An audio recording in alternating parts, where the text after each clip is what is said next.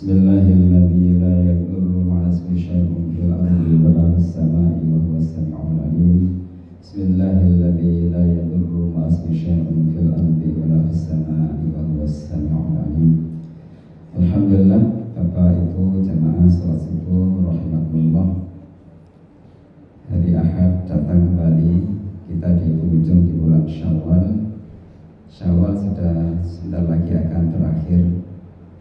Sudah tanggal pinten nih Syawal itu? 20 sekian nih. Kurang beberapa hari bagi Bapak Ibu yang masih belum selesai puasa Syawalnya, mudah-mudahan tetap istiqomah punya niat sungguh-sungguh menyelesaikan puasa di bulan Syawal. Bagi yang sudah, alhamdulillah, mudah-mudahan ibadah puasa kita Ramadan dan bulan Syawal mengantarkan kita menjadi hamba Allah yang beriman bertakwa dan mudah-mudahan mendapatkan pahala seperti puasa 1 tahun. Bagi semuanya yang dirahmati Allah Subhanahu wa taala, di kesempatan subuh kali ini saya menyampaikan satu tema penting untuk kita saling mengingatkan, yaitu ahamiyatun niyah, pentingnya niat, pentingnya menjaga niat dari semua amal ibadah kita agar ibadah kita tidak sia-sia. Rasulullah mengingatkan kepada kita dalam satu hadis yang sahih riwayat Bukhari Muslim, diriwayatkan dari Umar bin Khattab radhiyallahu anhu. Rasulullah bersabda, innamal a'malu binniyat wa innamal likulli imri'in ma nawa, ila akhir hadis. Al-hadis al-kama qala Rasulullah sallallahu alaihi wasallam. Rasulullah menyampaikan setiap amal, innamal a'malu, sesungguhnya setiap amal-amal, setiap perbuatan, setiap aktivitas itu binniyah, disertai dengan niat. Innamal a'malu binniyat, disertai dengan niat. Tidak ada amal yang tidak punya niat. Tetapi persoalannya, apakah niat kita ini benar-benar niat yang tulus, niat yang sungguh-sungguh. Kalau dalam kajian fikih, niat itu terbagi jadi 3. Yang pertama adalah qasdul fi'li, sengaja melakukan amal perbuatan. Panjenengan dari rumah ke sini ke masjid, niatnya salat, bukan niat yang lain. Ketika di sini lalu benar-benar salat qobliyah, salat tahiyatul masjid, bahkan salat subuh, kalau niatnya dilafalkan, walaupun niat itu hakikatnya dalam hati, hakikatun niyah fil qalb, hakikat niat itu dalam hati, laisa fil lisan, bukan di lisan. Kalau hanya di lisan saja tapi hatinya kosong, itu belum niat. Maka kalau kita melafalkan niat usolli dan seterusnya, maka tancapkan dalam hati kita, saya sholat.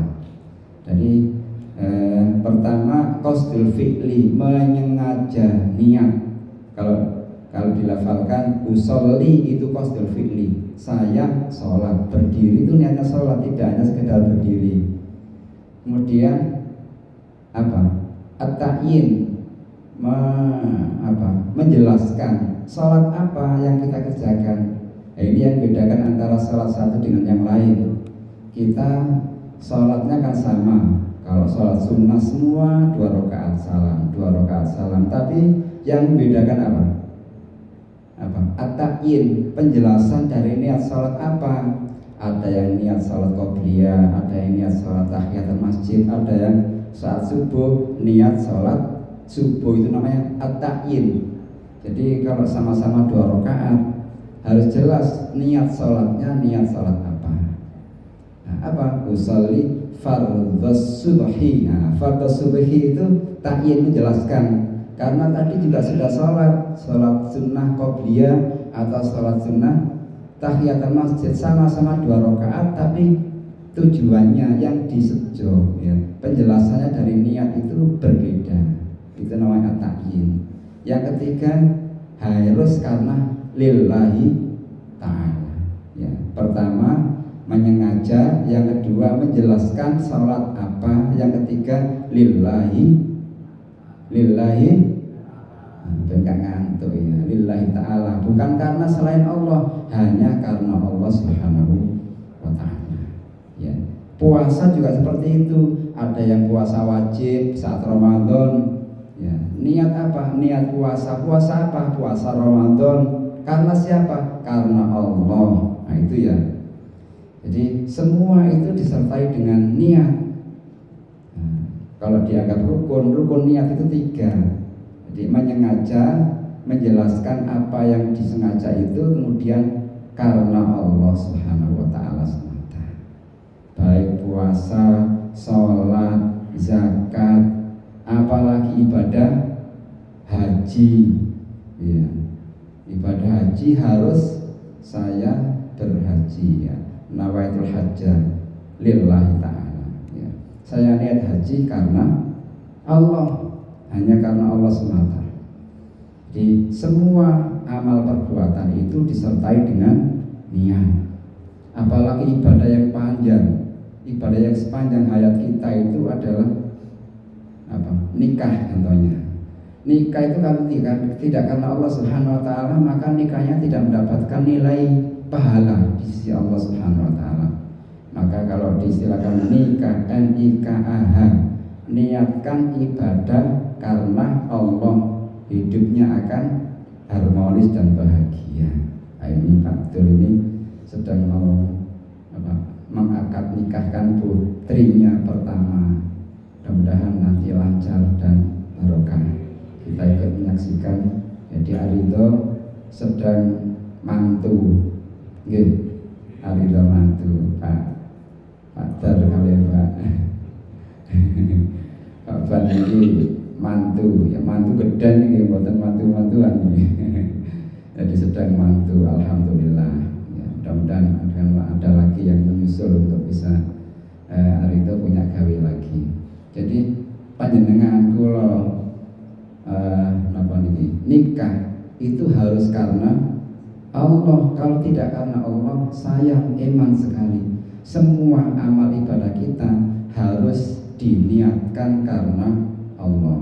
Berumah tangga karena Allah. Kita punya anak, menyekolahkan anak, mendidik anak semata karena Allah Subhanahu wa ta'ala. Semua amal ibadah harus karena Allah. Mencari rezeki, mencari maisha itu bekerja lillahi ta'ala. Niat nyambut gawe golek rezeki lillahi ta'ala, harus karena Allah. Kalau orang itu niatnya karena Allah, itu pertama dampaknya yang luar biasa adalah dia akan mendapatkan pahala yang tidak akan pernah berhenti selama dia beribadah, melakukan aktivitas sepanjang hayat, sepanjang hidup itu, sepanjang aktivitas itu mendapatkan nilai ibadah. Berangkat dari rumah sampai di sana di pekerjaan pulang lagi ke rumah, itu dapat pahala. Jadi bekerja itu menjadi pahala, menjadi ibadah manakala niatnya karena Allah. Ada juga yang niatnya walaupun seakan-akan itu urusan akhirat, tapi kalau niatnya tidak karena Allah, tidak mendapatkan pahala dari Allah Subhanahu wa ta'ala. Banyak yang seakan-akan itu ibadah pekerjaan akhirat, tapi kalau niatnya salah maka tidak mendapatkan pahala. Sholat contohnya, kalau sholatnya karena ingin dipuji, karena ingin dilihat orang, riya, sum'ah, karena ingin diakui bahwa dia orang yang ahli ibadah, maka ya dapat pujian saja, tidak mendapatkan pahala sama sekali. Walaupun kita bekerja, walaupun ibu-ibu masak di rumah, tapi kalau niatnya benar dapat pahala. Niat masakkan keluarga supaya keluarga bahagia, bisa makan bersama-sama, mendapatkan makanan yang halal dan barokah. Itu setiap jenengan masak itu dapat pahala. Jadi ibadat itu tidak hanya sholat, puasa, baca Al-Quran saja, tidak. Sepertinya itu aktivitas dunia, tapi kalau niatnya karena Allah, maka juga menjadi ibadah, insya Allah mendapatkan pahala. Wa innama likulli imri'in ma nawa, dan setiap orang itu akan mendapatkan apa yang sesuai dengan niatnya masing-masing. Ya, makanya pentingnya niat. Yang kedua, orang yang punya niat karena Allah itu dia tidak akan punya perasaan malas, tidak akan punya perasaan selalu bersemangat untuk melakukan amal ibadah walaupun berat. Tapi kalau karena Allah, insya Allah jadi ringan. Walaupun jauh seperti jadi dekat, walaupun susah jadi ringan. Semua kalau karena Allah itu menjadi bahagia. Dan kalau karena Allah tidak akan pernah berhenti hanya gara-gara cemoohan orang, dan dilakukan terus menerus karena niatnya karena Allah. Kalau sudah niat karena Allah, jangan berhenti sebab manusia. Kan karena hidup sehari-hari kan kadang-kadang ada saja. Tapi memang kalau niatnya sudah kuat, maka tidak akan punya perasaan malas dan punya perasaan sungkan, malas atau apa. Jadi kenapa? Karena semua akan mendapatkan pahala semata karena Allah Subhanahu wa taala. Itulah pentingnya niat. Wa innamal likulli imri'in ma nawa, dan setiap orang akan mendapatkan apa yang diniatkan. Monggo Bapak Ibu semua apa yang kita lakukan, kita niatkan semata karena ikhlas mengharapkan ridho Allah Subhanahu wa taala. Allah akan menerima amal ibadah kita kalau kita niatnya karena Allah. Niatnya karena Allah, yang kita lakukan itu benar. Sehingga kita selalu harus menjaga niat. Jaga niat, tasdikun niyah. Bahkan kita harus selalu untuk menguatkan niat terus setiap saat. Jangan sampai niat kita itu berubah. Bapak Ibu, mungkin Ibu contohnya, kalau Ibu ingin belanja ke pasar, niatnya itu ingin belanja apa? Belanja sayur, ya, ingin sayur bayam. Wis niate tekan omah ya, wis ditoto, engko nang nggone pasar tuku bayam. Tibake nang pasar iku sing dodolan macam-macam. Akhirnya tergiur dengan belanjaan yang lain, terus lali. Itu berarti niatnya dari rumah sampai di pasar berubah. Itu berarti sudah menyalahi niat, tidak sesuai dengan niat kita di awal. Begitulah harus menjaga niat. Jadi pentingnya niat itu untuk menjaga konsistensi ibadah kita, agar ibadah kita itu semata-mata karena Allah dan mendapatkan pahala, dan tidak akan pernah putus asa dan berhenti manakala ada tantangan, ada godaan, ada rintangan. Karena sudah niatnya kuat, punya azam yang kuat, semata mengharap ridho Allah Subhanahu wa taala. Nah, kita ibadah ini kan sepanjang hayat. Wa'bud rabbaka hatta ya'tiyakal yakin, beribadahlah pada Allah sampai datang keyakinan al-maut, kematian. Ibadah itu sepanjang hayat, tidak hanya sebatas kita di usia muda atau usia tua. Kalau orang mengatakan pergi ke masjid itu sampai tua, tidak menunggu tua.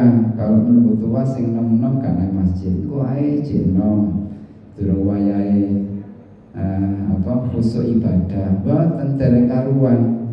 Jadi ibadah itu harus sampai akhir hayat. Mudah-mudahan sedikit yang bisa kami ingatkan, mudah-mudahan menjadi peringatan dan mendapatkan ilmu yang manfaat dan barokah. Amin ya rabbal alamin. Al-Fatihah. A'udzubillahi minasyaitonir rajim. Bismillahirrahmanirrahim. Alhamdulillahirabbil alamin. Ar-Rahmanir Rahim. Maliki yaumiddin. Iyyaka na'budu wa iyyaka nasta'in. Shiratal mustaqim. Shiratal ladzina an'amta 'alaihim ghairil maghdubi 'alaihim waladdallin. Bismillahirrahmanirrahim. Alhamdulillah.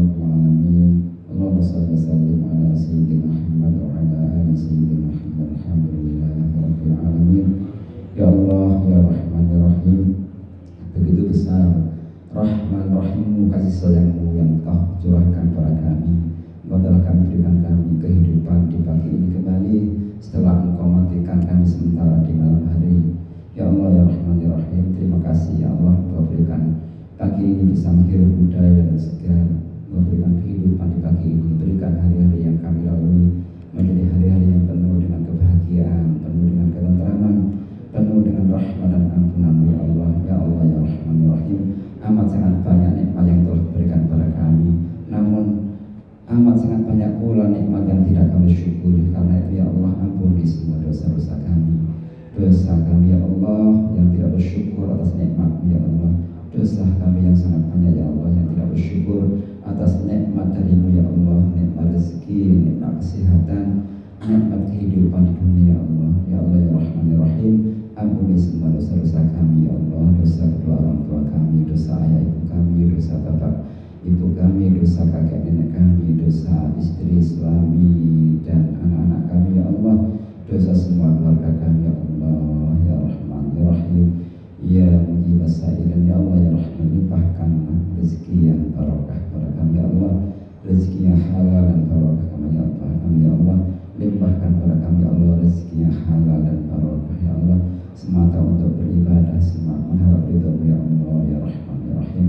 Ya Allah, jadikan anak-anak kami, keturunan kami, anak-anak yang salihah salihah, keturunan yang bahagiakan kami ya Allah, melentarkan hati kami ya Allah, menjadi qurrata a'yun ya Allah. Jadikan para keturunan kami pemimpin orang-orang yang bertakwa ya Allah ya Rahman ya Rahim. Jauhkan kami dari segala ujian cobaan. Bagi kami semua, keluarga kami, tetangga kami, semua teman kami yang sakit ya Allah, sembuhkan ya Allah, sembuhkan ya Allah, sembuhkan ya Allah. Rabbana taqabbal minna innaka antas samiul alim wa tub 'alaina innaka antat tawwabur rahim. Rabbana hab lana min azwajina wa dhurriyyatina qurrata a'yun waj'alna lil muttaqina imama. Allahumma inna nas'aluka 'ilman nafi'an wa rizqan thayyiban wa 'amalan mutaqabbalan bi rahmatika ya arhamar rahimin. Rabbana atina